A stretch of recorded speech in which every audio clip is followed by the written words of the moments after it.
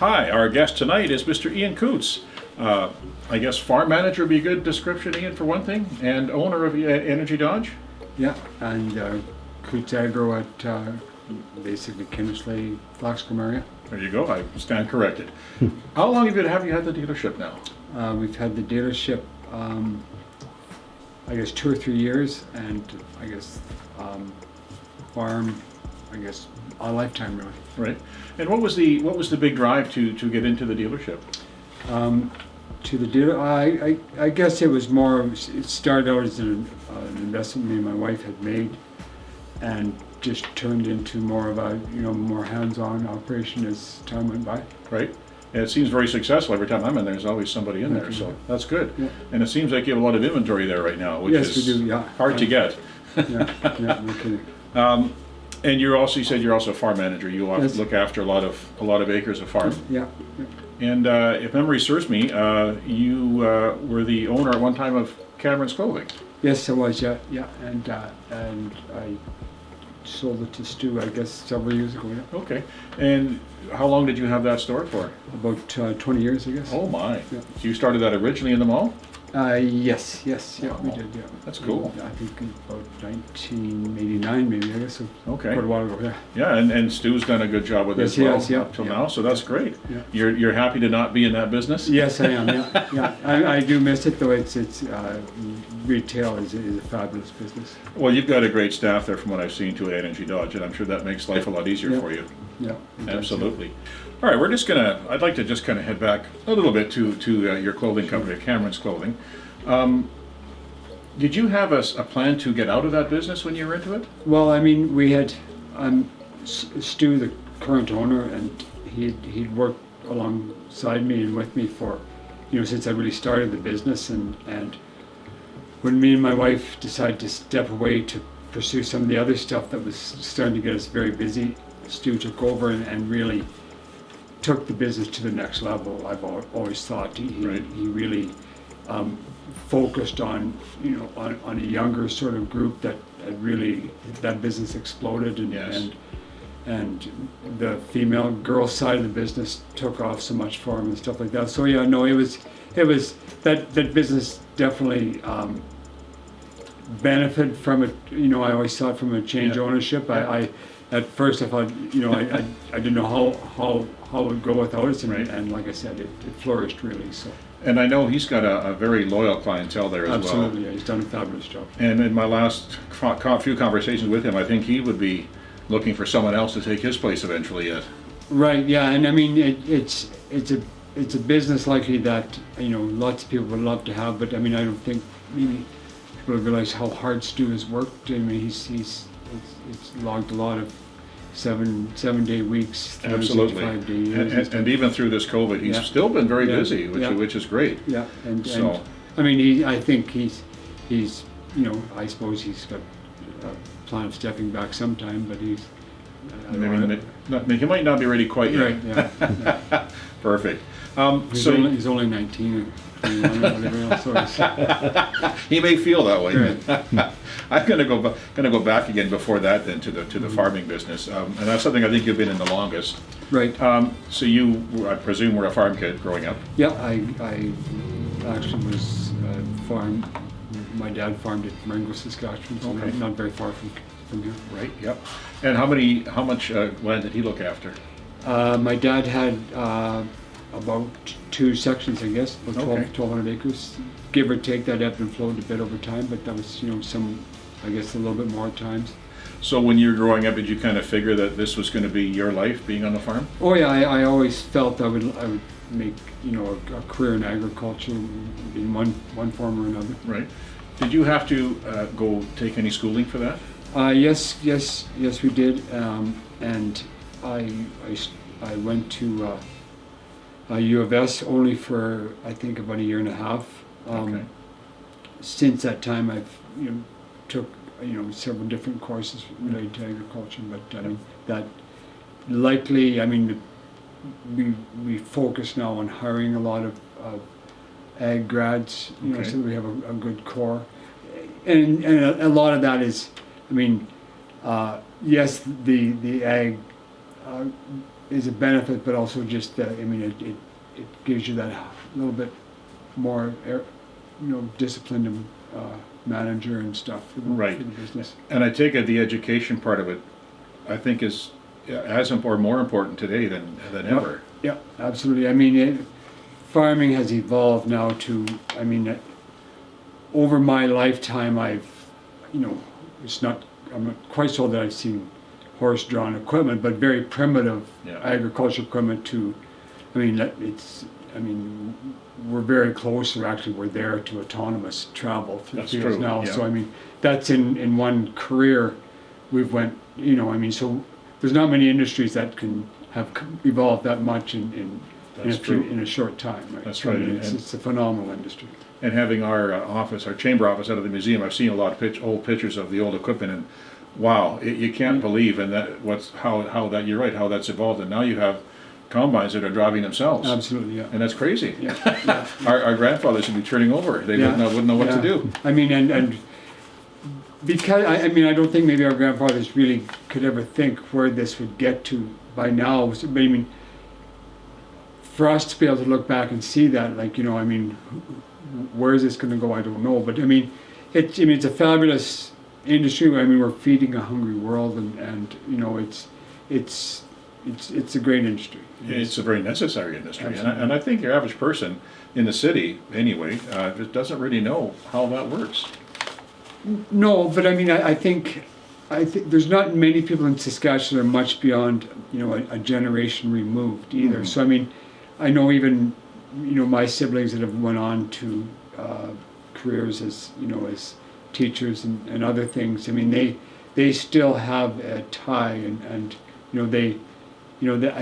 I think they try to have their own kids kind of have Right. a little bit of a connection, but you're right, it gets harder over time. All right, you have children, I presume, and Yes, I do, yeah. Are they involved in the farming Yeah, with you? absolutely, yes, yeah. And how are they enjoying it? Oh, yes, they love it, and we've encouraged them to do other things, ag is a business that, a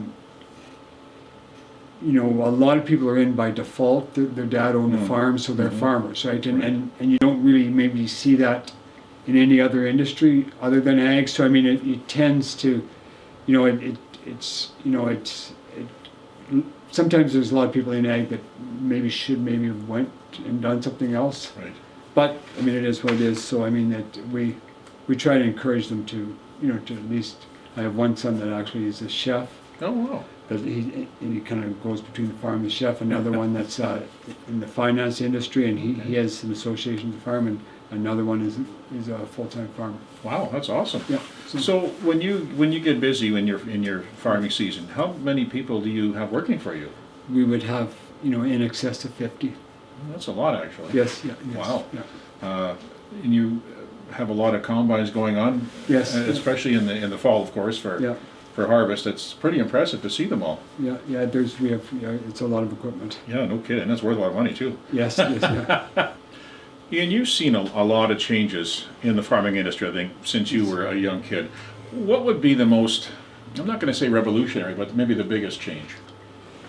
I guess our ability for production, really. I remember, some of the yields that my father would be excited about, Right. and now, that's, almost baseline, and we've benefited so much from genetics, from technology, from equipment, fertility, all of these things that have made such a benefit to, particularly our part of the world. West Central Saskatchewan, very, very good land, wonderful frost-free days, Right. All these things, but always maybe a little bit on the dry side. Well, the playing field's been somewhat leveled by these things. We have better quality of seed and better genetics within that seed and better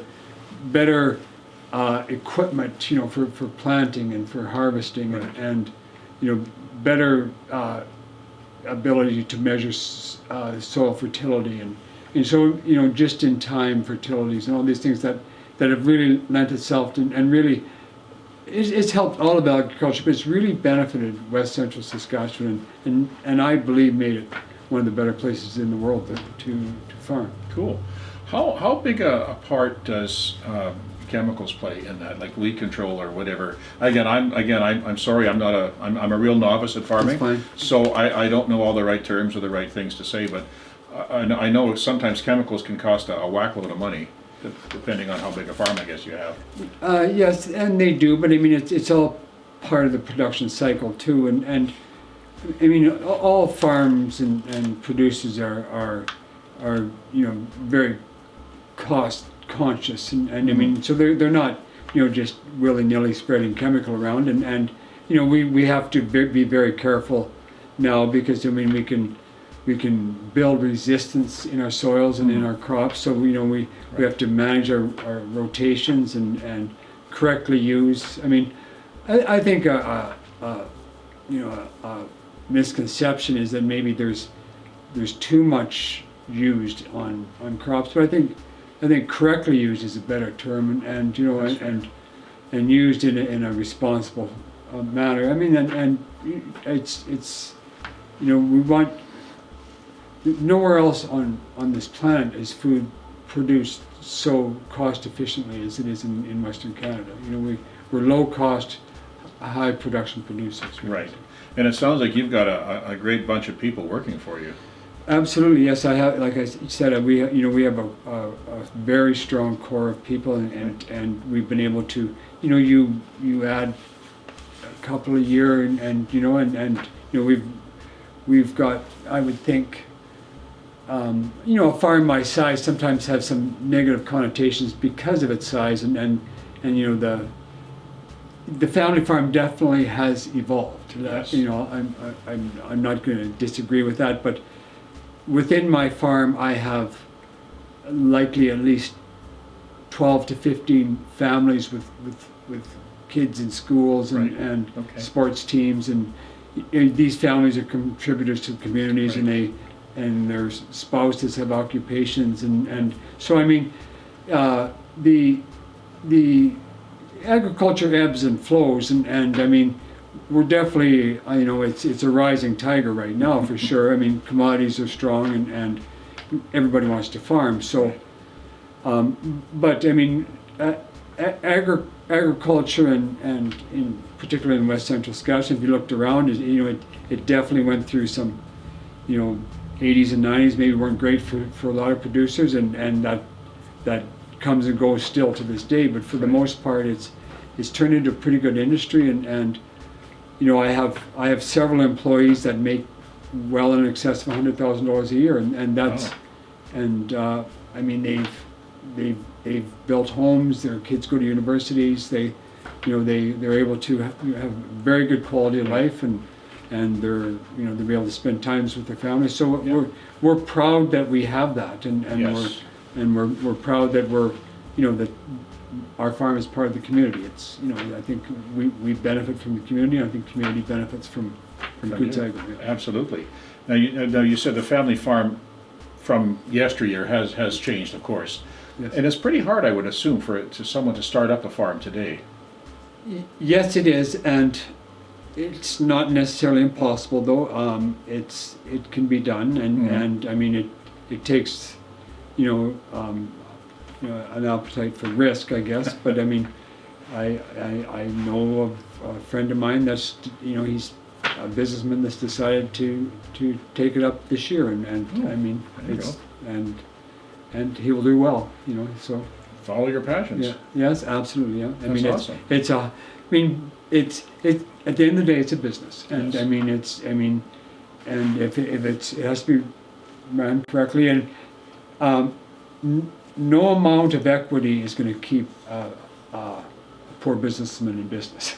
So Correct. I mean, it's or vice versa. I mean, a lack of equity is not going to hold a good businessman back either. There you So so. Can you see yourself retiring? Is that something on your radar yet, or is it too early? Not yet. I mean, my partner and wife Tina, she might say different, but I think at the end of the day, she's as dialed in as I am to it. So I Okay. mean, we enjoy it, and we enjoy our people. I mean, that's what, we in all our businesses, it's the people and no, I not anytime Yeah. soon. And someone else said at one of our interviews, I mean, if you're really enjoying what you're doing, it's not really a job. No, that's right. Really, you're just getting up, going to work, and loving Yeah. everything you do. And not very many people can say that nowadays. No, I mean, not many people, end up being able to do exactly what they want to do, and I guess I'm lucky in that sense. That's good. At least I've fooled myself. I have anyway. So. That's okay. As our time's winding down, Ian, I just want to ask you, if you were to, someone was sitting across from us and asking you for advice on starting a business, what would you tell them? Not necessarily farming, it could be any kind of business. Absolutely do it. Don't give up, no matter what. Don't give up, and just go for it. I mean, failure is not failure. It's a learning curve, and you just get up and dust yourself off and do it again. Failure is only failure if you don't learn. Absolutely, yeah. All right, so who else? Someone said that to us. If you fall down 5 times, get up 6. Absolutely, yeah. And that's the only way life's you're gonna learn by your mistakes, hopefully. Yeah, and and there's not much else to it. I mean, I think it's just your belief in yourself and belief that you can get there. And what I'm getting from you tonight is that a sense that you're successful in whatever you do is because you're putting your mind to it and you're working at it. Yeah, I mean, our success has been a lot of basic. I mean, if you get one good person, you get 2 good people. I mean, it's about the people that your stakeholders up, down, like the people, your bank, our input dealers, all these people make us successful, and the people that work for you, like I said, our stakeholders, everybody, our landlords or whoever it is, whoever we deal with is all part of it, and they're all good relationships. Yeah. They're all good relationships, and they have to be. Yes. They have to be. I mean, I've learned that, in different times through my career, if somebody, kept asking you for your business, give it to them. Right. Because they want it. And if they keep coming back, Yep. whether it's a banker or who it is, or your fuel supplier. Right. There's a reason they keep knocking on your door. True enough. They see something in you, or they're putting the effort into trying to get it. Right. So, And you're right. Relationships are everything. Yeah. Ian, again, thank you for coming down tonight Thank you. and working with us and helping us out with this program. I think everything you said was really spot on Right. for the information we want to relate to the students and for anybody Right. who's looking to start a job or a career, and whether they're going to start their own business or whether they're going to take over an existing business. I think all this information it's wonderful to have, because not all of us had that information when we were younger. Right. It would have been nice. Well, I mean, sometimes you can know too much too, though. So True enough. Yes. Wonderful. Ian, thank you again. Thank you. Yeah.